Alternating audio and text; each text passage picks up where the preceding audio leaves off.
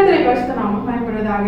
இதனால் இந்த காலங்களிலே கர்த்தர் நம்மை அவர்கள் பலப்படுத்தும்படியே நமக்கு தருகிற வார்த்தை ஆபோத் தீர்க்கதரிசன புஸ்தகம் அதனுடைய 2வது அதிகாரம் அதனுடைய 3வது வசனம். குறித்த காலத்திற்கு தரிசனம் இன்னும் வைக்கப்பட்டிருக்கிறது, முடிவிலே அது விளங்கும், அது பொய் சொல்லாது, அது தாமதித்தாலும் அதற்கு காத்திரு, அது நிச்சயமாய் வரும், அது தாமதிப்பதில்லை. கர்த்தரை பரிசுத்த நாமம் பயன்படுவதாக. இந்த வசனத்தை கொண்டுதான் தேவஜனங்களாகி நம்மை இன்று அவர்கள் பலப்படுத்துகிறார். ஒரு பிரதானமான தேவ பிள்ளைகளாகிய நம்மை பலப்படுத்துகிற ஒரு வாக்குத்தத்தம், அது தாமதிப்பதில்லை. இந்த வார்த்தையை தான் இந்த நாளிலே தேவஜனங்களாகிய நமக்கு ஒரு ரேமாவாக கர்த்தர் தருகிறார். தேவஜனங்களாகி நாம் நம்முடைய வாழ்க்கையில எந்தெந்த நன்மைகளுக்காக, வாக்குத்தத்தங்களுக்காக, ஆசீர்வாதங்களுக்காக கர்த்தரிடத்தில் எதிர்பார்க்கிறோமோ, அநேக நாளாய் ஜெபிக்கிறோமோ, அதை குறித்து தேவ பிள்ளைகளாகி நாம் ஒருவேளை சோர்ந்து போயிருக்கலாம். அதை குறித்து ஜெபிக்கும் பொழுது ஆரம்ப நாட்களில் நாம் ஜெபித்தது போல இப்பொழுது ஜெபிக்காமல் கொஞ்சம் தளர்ந்து போயிருக்கலாம். ஏன்னா நாட்கள் போக போக ஒரு நன்மைக்காக, ஒரு வாக்குத்தத்தம் நிறைவேறும்படியாய் காத்திருக்கிற தெய்வ பிள்ளை இருதயம் அது சோர்ந்து போகும். அப்படி சோர்ந்து போவதை நானும் நீங்களும் ஆராதிக்கிற சர்வ வல்லமையுள்ள தேவன் விரும்பவில்லை. ஏன் தெரியுமா? நமக்கு வாக்கு தந்து அந்த வார்த்தை தம்முடைய ஏற்ற காலத்தில் நிறைவேற்ற போகிறவர், தம்முடைய வார்த்தையினால் இந்த வானத்தையும் பூமியும் சிருஷ்டித்தவர், சர்வ வல்லமையுள்ளவர். தம்மை சர்வ வல்லமையுள்ள தேவனாகத்தான் ஆபிரகாமுக்கு அவர் வெளிப்படுத்தினார். எல் ஷடாய் சர்வ வல்லமையுள்ள தேவன்.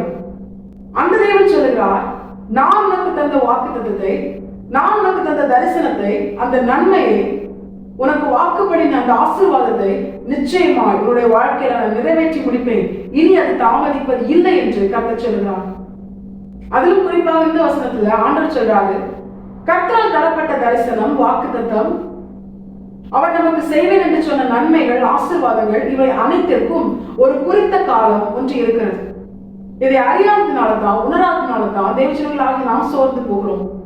ஆண்டவர் சொல்றாரு, நான் உனக்கு தந்த எல்லா வார்த்தைகளுக்கும், வாக்குத்தத்தங்களுக்கும், தரிசனத்திற்கும் ஒரு குறித்த காலத்தை நான் நியமித்திருக்கிறேன். பிரசவிக்கிற ஸ்திரீ தன்னுடைய ஆரம்ப நாட்களில் அல்ல தன்னுடைய நன்மையை அவள் பார்ப்பது. அதற்கு அவள் காத்திருந்து அந்த குறித்த காலத்துல அந்த பிரசவ வேதனை வந்த பிற்பாடுதான் அவளுக்கு என கர்த்தரால் கொடுக்கப்பட்ட அந்த குழந்தை என்கிற நன்மையை அவள் பார்க்கிறாள். இதே போலதான் தேவஜனங்களாகி நம்முடைய வாழ்க்கையில வாக்குத்தத்தம் கிடைச்ச உடனே, தரிசனம் கிடைச்ச உடனே, நான் இந்த நன்மை, இந்த ஆசீர்வாதத்தை என்னுடைய வாழ்க்கையில் செய்வேன் என்று கர்த்தர் வாக்கு பண்ணின உடனே அது நடக்கும் என்று நாம் எதிர்பார்த்தோமே, ஆனால் நாம் சோர்ந்து போவோம். ஏன்னா கர்த்தர் இன்னைக்கு வாக்குத்தத்தம் தந்தா நாளைக்கு அதை செய்ய மாட்டார். ஒருவேளை நாளைக்குதான் ஆண்டவர் குறித்த காலமா இருந்தால் அது நடக்கும். வார்த்தையை தந்த அடுத்த நிமிஷமே கர்த்தரால் அதை நிறைவேற்ற முடியும். ஆனா கர்த்தர் சொல்லுகிறார், குறித்த காலத்திற்கு தரிசனம் வைக்கப்பட்டிருக்கிறது. எல்லாவற்றுக்கும் ஏற்ற காலம், தேவனால் குறிக்கப்பட்ட அந்த காலம் அது இருக்கிறது. அந்த காலத்தில் தான் கர்த்தரால் உரைக்கப்பட்டது நிறைவேறும். அந்த நாட்களில் தான் கர்த்தர் தந்த வாக்குத்தத்தம், தரிசனங்கள் நிறைவேறும். இதை தேவஜனங்களாகி நாம் அறிந்திருக்க வேண்டும், உணர்ந்திருக்க வேண்டும். இன்னொரு காரியத்தையும் கர்த்தர் சொல்கிறார், குறித்த காலம் என்பது நாம் குறிக்கிற காலம் அல்ல. எப்படி வார்த்தையை, தரிசனத்தை கர்த்தர் தந்தாரோ அதே போல கர்த்தர் குறித்த காலத்தில் தான் நம்முடைய வார்த்தையும் தரிசனமும், அவர் நமக்கு வாக்குப்படின நன்மைகளும் ஆசீர்வாதங்களும் நிறைவேறும். காலத்தையும் கர்த்தர் தான் குறிக்கிறார், நாம் குறிக்க கூடாது. நாம் குறித்தால் நாம் சோர்ந்து போவோம். இந்த வசனம் சொல்லுகிறது, குறித்த காலத்திற்கு தரிசனம் வைக்கப்பட்டிருக்கிறது, அது முடிவிலே விளங்கும். அந்த காலம் முடியும் பொழுது, ஏற்ற காலம் வரும் பொழுது அது விளங்கும், அது நிறைவேறும்.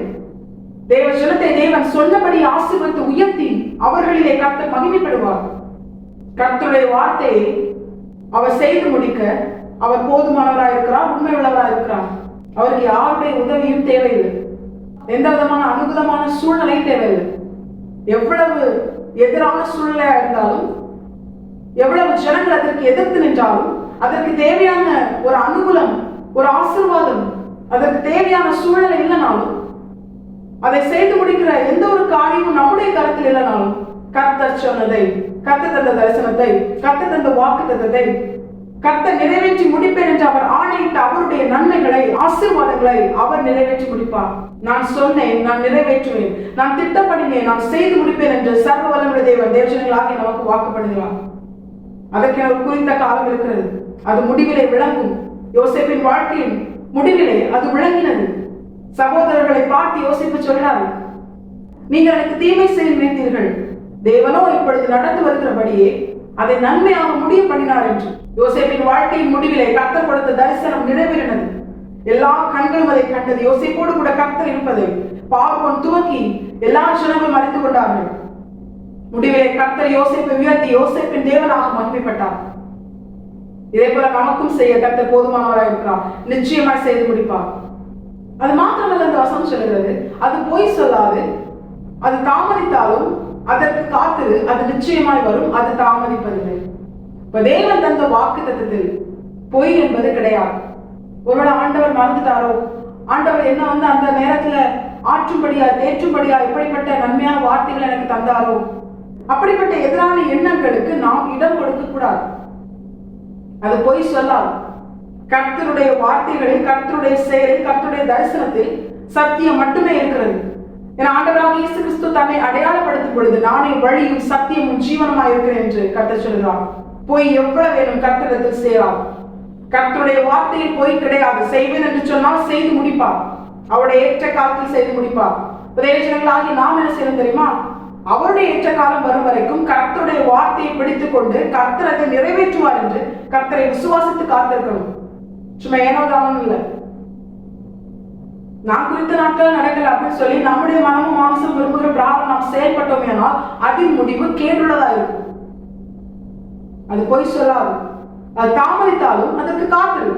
ஒருவேளை நீ குறித்த காலம் தாண்டி அது போனா கூட அது உன்னுடைய பார்வையில் தாமதம்.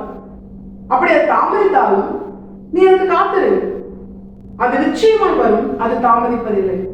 எந்த நேரத்துல எந்த நன்மையை தேவ ஜனத்தின் வாழ்க்கையில் கொடுத்தால் அவர்களுக்கு அது ஆசீர்வாதமா இருக்கும், அவர்களுக்கு அது நித்திய நிறைவான இம்மையிலும் மறுமையிலும் தேவ ராஜ்யத்தை சுதந்திரிக்கும்படியால் கர்த்தர் அவர்களுக்கு கொடுத்த வாக்குத்தத்தம் தரிசனம் இவர்களை பெற்றுக்கொள்ளும்படியால் அவர்களை உயர்த்தி கர்த்தர் அவர்கள் வாழ்க்கையில் மகிமைப்படும்படியால் தேவ ஜனத்தின் வாழ்க்கையை அது ஆசீர்வதிக்கும் என்று கர்த்தருக்கு தெரியும்.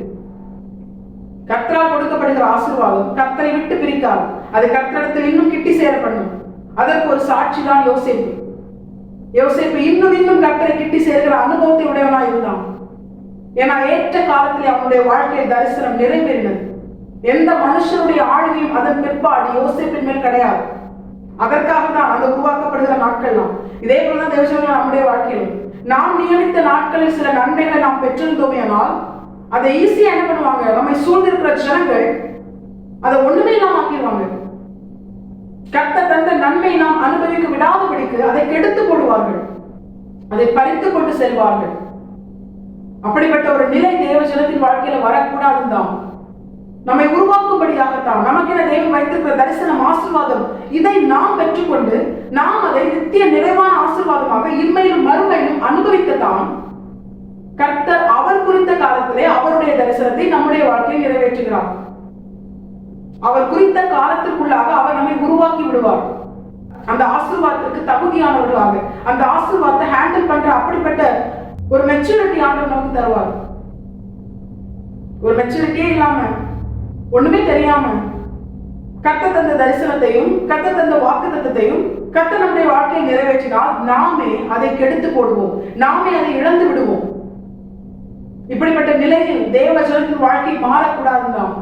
கர்த்தர் அவர் குறித்த ஏற்ற காலத்திலே தம்முடைய தரிசனத்தை தேவஜனங்களாகி நம்முடைய வாழ்க்கையை நிறைவேற்றுகிறார். தேவஜனமே உன்னுடைய பார்வையில கர்த்தர் தந்த தரிசனம் இன்னும் நடக்கலையா, வாக்குத்தத்தம் இன்னும் கிடைக்கலையா, அது உன்னுடைய பார்வையில அது தாமதமா இருக்கலாம். ஆனா கர்த்தர் சொல்கிறார் அது தாமதிப்பது இல்லை, அது நிச்சயமா வரும், நீ அதுக்கு காத்திரு.